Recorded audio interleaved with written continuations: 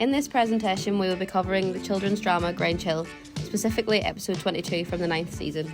In this episode, Zamo convinces Jackie he is free of drugs. Anthony goes missing after arguing with Mr. Bronson, and whilst trying to convince everyone that he is free of drugs, Zamo arouses the suspicion of Kevin and Jackie. We will be focusing on process and technology, social context, and genre throughout the presentation.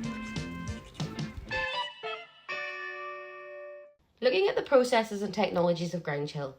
Grange Hill was first broadcast on the 8th of February 1978 on BBC One. We decided to look at episode 22 from series 9, which was first aired on the 21st of March 1986. Looking at this episode, we see that it uses multi-camera work, having several cameras shooting each take. This also provides a feeling of continuity throughout the production. It states in BFI's Screen Online, Grange Hill 1978 to 2008, that the camera was brought down to an eye level of an 11-year-old, so the perspective was that of the pupils as opposed to that of the teachers. The formula proved to be an instant hit with its young viewers, reaching its peak in the mid-1980s with a series of groundbreaking storylines. This giving the feel that the young viewers could relate more to the characters and their storylines. When filming Grange Hill, we mostly see on location filming with a mixture of studio, this giving a more complex feel. Research shows that in Grange Hill, Series 1, Episode 1, 2015, like a number of episodes from the early years, most of this was shot on film and on location at an actual school. The gloomy vistas of a real school, endless corridors seemingly stretching to infinity, are more effective at creating a sense of space and isolation than studio sets would have been. Shooting on location also meant that substantial constructions, for example the assembly hall, didn't have to be mounted in the studio, which made financial sense. This process of using location and studio for filming is still very much happening in soap operas today, such as Coronation Street and EastEnders. Stated by Adams 2024, for the last 10 years, Coronation Street has been filmed at the show's purpose-built production base in Trafford Park, Greater Manchester. The 7.7-acre site is composed of 6 studios where the show's interior scenes are filmed, an ever-growing backlot stereo set. During the 1980s, when this episode aired, there was limited lighting equipment. Although the equipment they had was relatively good for this era, with limited equipment you could get limited light in scenes. Some of the lighting equipment available from the 1960s to the 1980s, as stated in Golden Age TV LLP 2024, was the Morse Richardson Type 614, christened the Sputnik because of its rounded shape and alien tripod legs, and the Berkey 2150, a lightweight TV studio light usually suspended. We can see how lighting equipment can affect this episode a lot, as the scenes were not very well lit, causing a lot of shadows in the characters and the images not being the clearest, giving an almost fuzzy feel. In this episode, we see that it is in colour, which add dimension and realism to the show, also helping improve the storyline aspect. This was the standard format at this time, and it states in the history of colour TV in the UK 2022, after the BBC Two launch in 1967, colour broadcasting went live on the remaining 2 channels, BBC One and ITV, on the 15th of November 1969. As this episode was set in the 1980s, having colour television at this time allowed the viewers to see all the bright colours, whether this be costume or set design. As stated by English 2023, there was nothing boring or bland about the colour aesthetics of 80s pop culture. Because this decade was the start of widespread gaming culture thanks to video games, the designs sometimes had bold coloured digital lettering and imagery, and it made for a cool techie look. The 22nd episode of the 9th season was another example of the more contemporary and socially relevant approach, Shale 2019, page 368, which Grange Hill was renowned for. Series 9 saw student character Zamo Maguire be swayed towards using drugs, leading him to becoming addicted in a storyline which ran throughout the season's episodes. This episode gave audiences hope that Zamo would stop consuming and obtaining drugs, when demonstrating to his girlfriend Jackie his lack of need for it when pouring the heroin down the sink. I've cracked it, Jack. I've really cracked it. Towards the end of the episode, Zamo relapses and Jackie, along with his mother, finds out he has the possession of more drugs. The creator of Grange Hill, Phil Redmond, thought of the idea when he reflected on the current state of TV, especially children's television, which in the 1970s seemed rather middle-class in outlook, and there wasn't really anything in the average Joe with a similar working-class background to his own so he could relate to. Child actors too tended to be assertive and well-spoken. Luxton, 2008, paragraph 3. From this episode alone, multiple instances of different backgrounds can be seen. Conversations occur at the beginning of the episode about Aunt running away from home. Julia's father has a strict viewpoint on the negative side of piercing her ears, and class can be seen through the character of Zamo. all these showcasing problems that could be relatable to an area of the Grange Hill's viewership. 2 episodes after this, the finale of the season aired on the 1st of April 1986, wrapping up the Zamo drug storyline, but unusually the BBC decided to air an informative special on Newsround straight after the finale had finished. Newsround is an informative news magazine programme that from 2002 has integrated into the children's CBBC channel, teaching the target audiences of 6 to 12-year-olds still to this day. It's Not Just Zamo was the BBC's anti-drugs campaign which looked at the issues raised by the drug storyline. This feature also had a song performed by the cast of the show called Just Say No.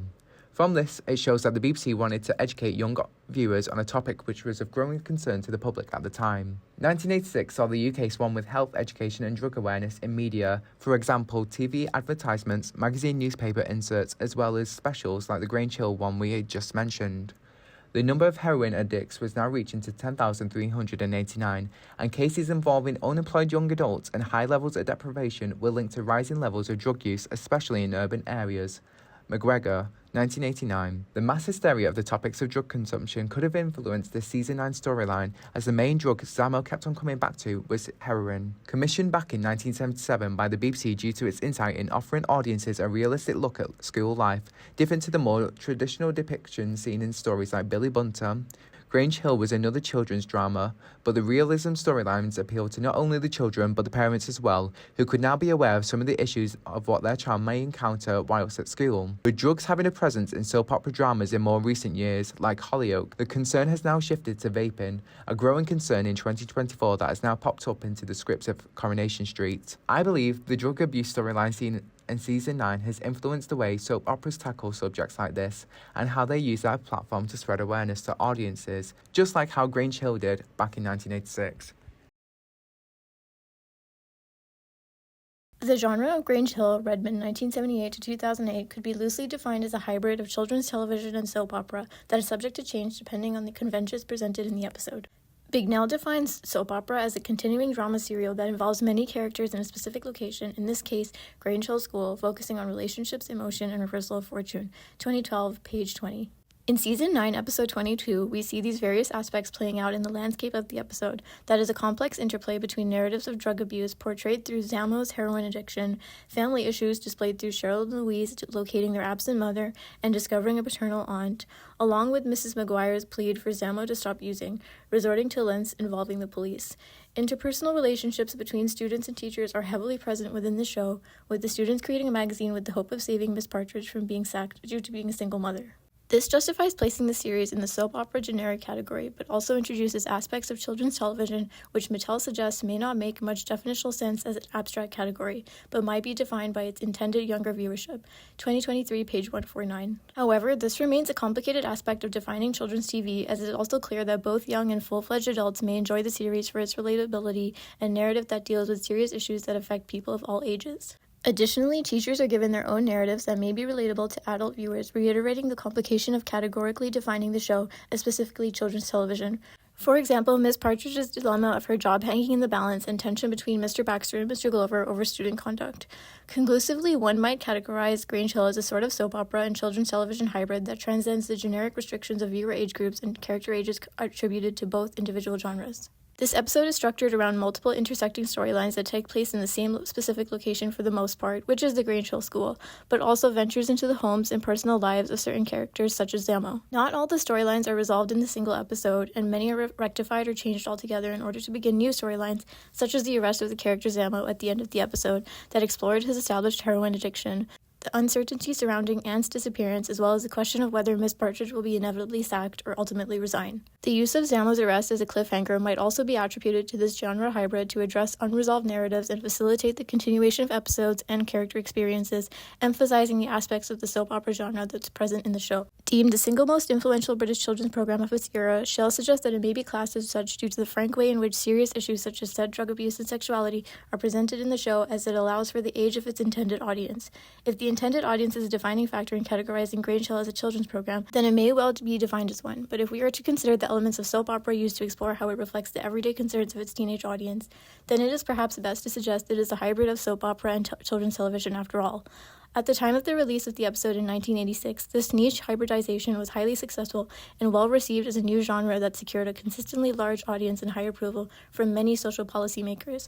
2019, page 368. Being the first of its kind, the show was the beginning of a unique blend of generic elements that cater to a young audience that in turn generated similar media texts that fall under the same umbrella category of children's drama, such as Biker Grove, Rose A. 1989 to 2006, and has been described as the North's answer to Grange Hill, Umrani 2018. In conclusion, our presentation has demonstrated that within Series 9, Episode 22, production processes and technology, social context, and genre convene in order to mould the way Grange Hill was produced, with the content, intended audience, and programme makers adding to this.